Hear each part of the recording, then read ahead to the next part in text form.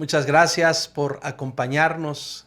Muchas gracias por tu corazón, por tu tiempo, por tu constancia, por tu diligencia en estos tiempos que tomamos para leer las Escrituras y estudiar.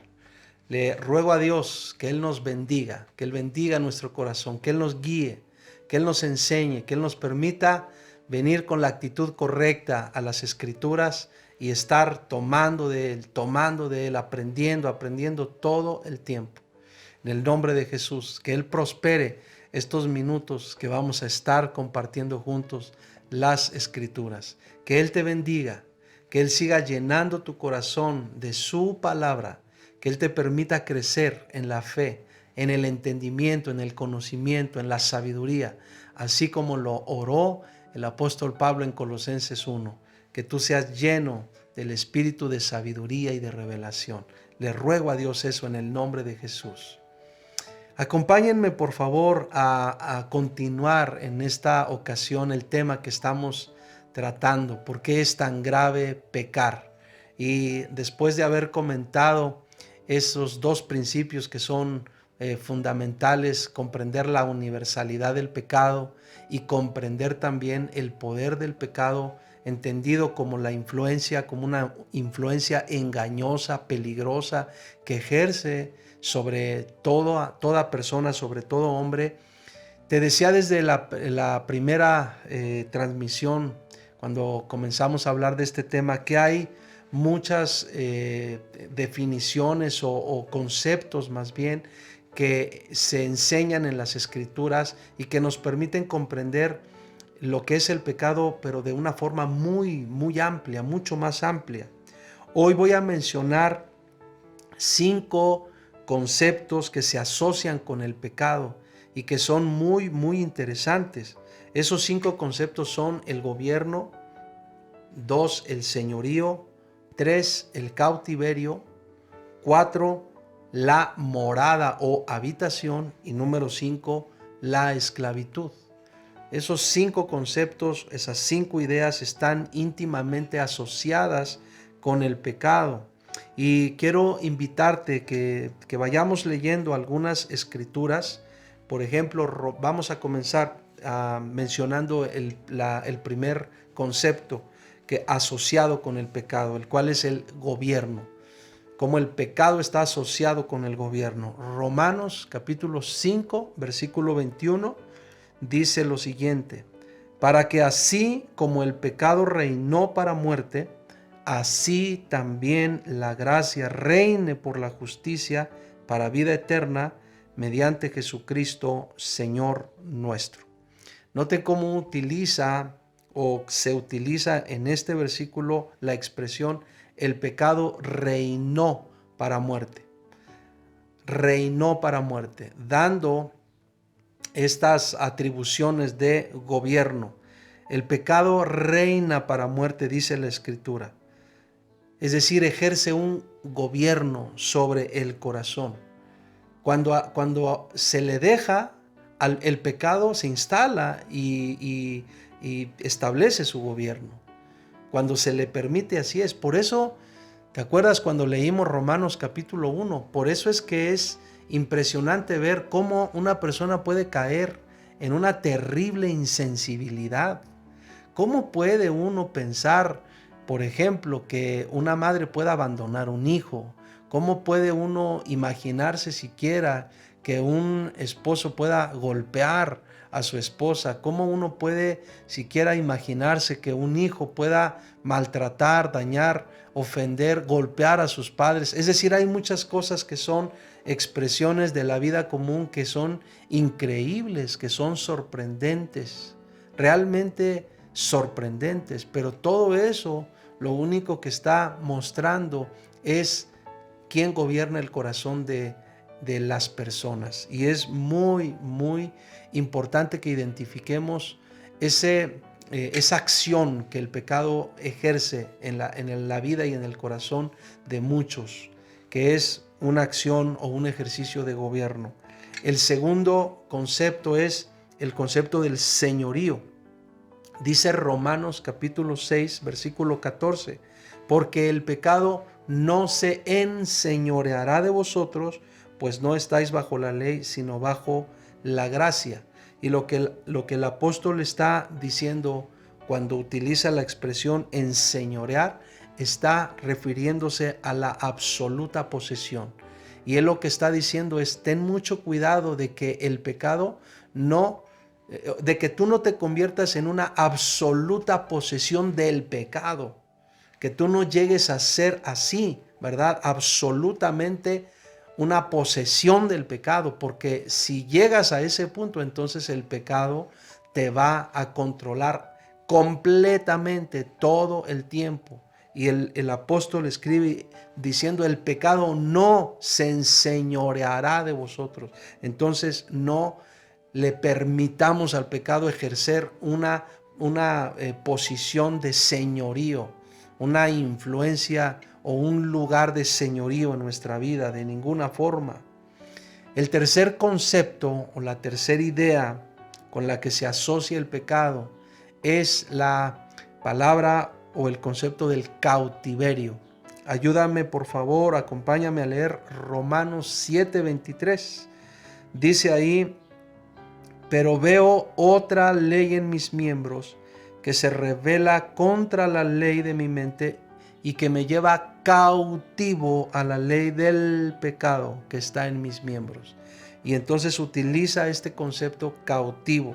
Y esta palabra cautivo hace referencia a un estado como el que llega a estar un prisionero de guerra. Es decir, alguien que es tomado por su enemigo y que es llevado para ser puesto bajo prisión. Y está ahí a merced de lo que disponga aquel que lo capturó. Y el apóstol Pablo menciona que el pecado llega muchas veces a tomar así el corazón de las personas. Las llega a tomar, ¿verdad? Usando esta figura de guerra, las llega a tomar como prisioneros y llega y los encarcela, y ahí encarcelados los tiene en espera simplemente para determinar lo que Él quiera hacer sobre la vida de las personas. Y hay muchas personas que a veces no se dan cuenta que están viviendo así, cautivos por el pecado, están ahí a merced del pecado, son sus prisioneros, y de ninguna forma debemos nosotros permitir ser prisioneros del pecado. No debemos permitir que el pecado haga lo que quiera con nosotros. Para eso vino Cristo, para librarte de esas prisiones, para sacarte de esas prisiones. Para eso vino Cristo, para librarte de esas formas de vida. No tienes que estar entregando tu corazón a esas prisiones de la depresión, a esas prisiones de la condenación, a esas prisiones de la ansiedad que muchas veces agobian tanto tu alma, que agobian tanto tu corazón. No, de ninguna manera. Para eso vino Cristo, para eso murió Cristo, para sacarte de toda prisión. Eso es parte del significado de la redención. Él te saca completamente de un estado de esclavitud para otorgarte libertad. Gracias a Dios por la obra de Jesús. La cuarta idea asociada con el pecado es la idea de la morada o la habitación. Miren cómo dice Romanos 7, versículos 17 y 20. El versículo 17 dice: de manera que ya no soy yo quien hace aquello, sino el pecado que mora en mí. Y el versículo 20 del mismo capítulo 7 dice: y si hago lo que no quiero, ya no lo hago yo, sino el pecado que mora en mí. Cuando el apóstol utiliza esta expresión, el pecado que mora en mí, él hace referencia a algo que se ha introducido en las mismas fibras, en el corazón, en el centro de un hombre, hasta ocuparlo y volverlo a hacerlo como su habitación, como lugar de su morada. Así como un enemigo ocupa un país, así como un enemigo llega, penetra, arrebata un territorio, una ciudad y se establece ahí como si fuera suyo, así es como opera el pecado, o como quiere operar el pecado siempre en tu ser. Él quiere penetrarte, Él quiere poseerte, Él quiere conquistarte, Él quiere ocuparte. ¿Para qué? Para morar en ti, para establecerse, para convertirte en su lugar de habitación.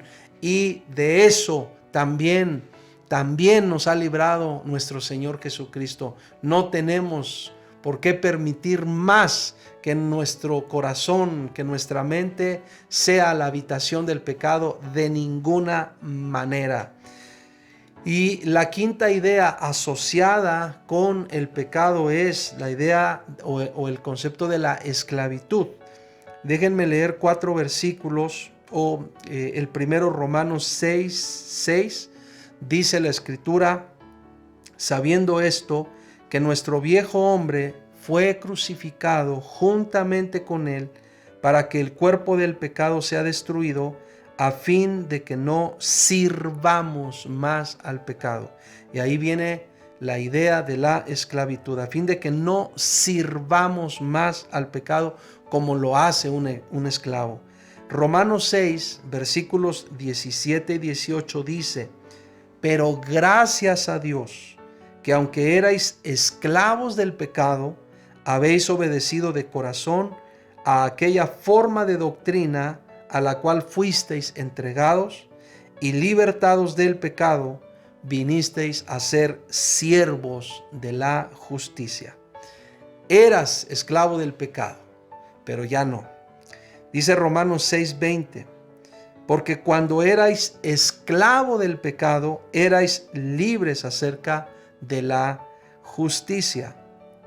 Y ahora acompáñame a leer Juan capítulo 8, versículo 34, en donde dice la Escritura: Jesús les respondió: de cierto os digo, que todo aquel que hace pecado, esclavo es del pecado. Y este concepto de esclavitud hace referencia al poder del amo, que era absoluto, que era completamente absoluto sobre el esclavo. No había nada que no fuese posesión del amo. No había nada del esclavo que no fuese posesión del amo. Ni actividad, ni la vida misma, ni propiedad. Todo.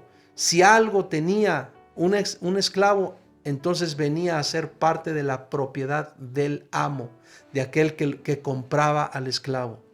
Y eso es lo que pretende hacer el pecado sobre nosotros.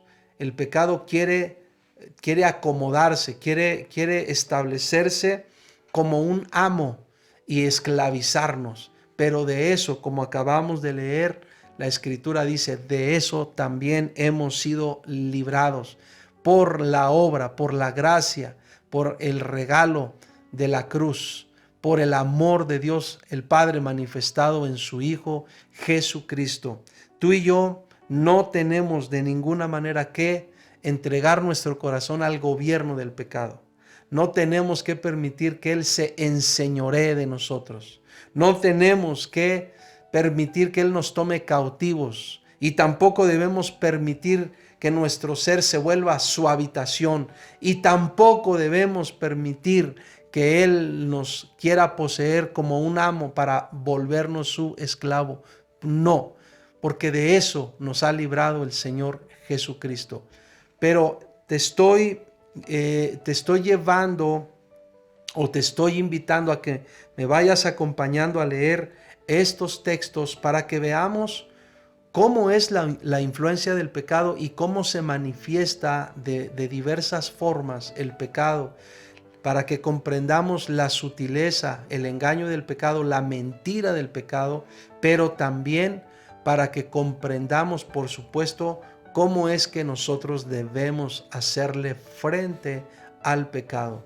Y hemos estado repitiendo en cada transmisión, es muy grave pecar, es muy grave pecar, porque cuando pecamos lo que estamos evidenciando es todo esto, que nos estamos entregando, que estamos cediendo el gobierno, el señorío, que estamos conformes con mantenernos cautivos, etcétera, etcétera. Todo lo que hemos venido mencionando. Pero hemos venido mencionando, hay provisión de Dios para ser libres del pecado. Hay provisión de Dios para no vivir más bajo pecado. Hay provisión de Dios para que nuestra alma y nuestro ser no sean más siervos ni esclavos del pecado. Así que tengamos nuestros ojos abiertos, nuestro corazón muy atento para no permitir que el pecado siga influyendo más en nuestra vida.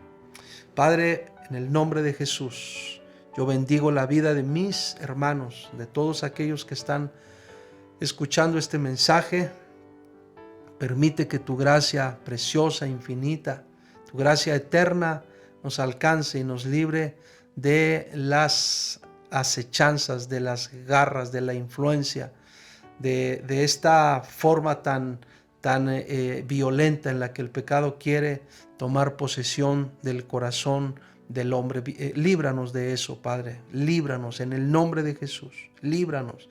Permítenos comprender la gracia de la cruz para que entonces nosotros vayamos a ella todos los días y podamos mantener nuestra vida limpia, apartada del mal, apartada del pecado, en el nombre de Jesús. Amén y amén. Bendigo a Dios por tu corazón, bendigo a Dios por tu vida y gracias, nuevamente muchas gracias por tomarte el tiempo de acompañarnos. Vamos a continuar este tema todavía la transmisión siguiente. Por lo pronto, muchas bendiciones.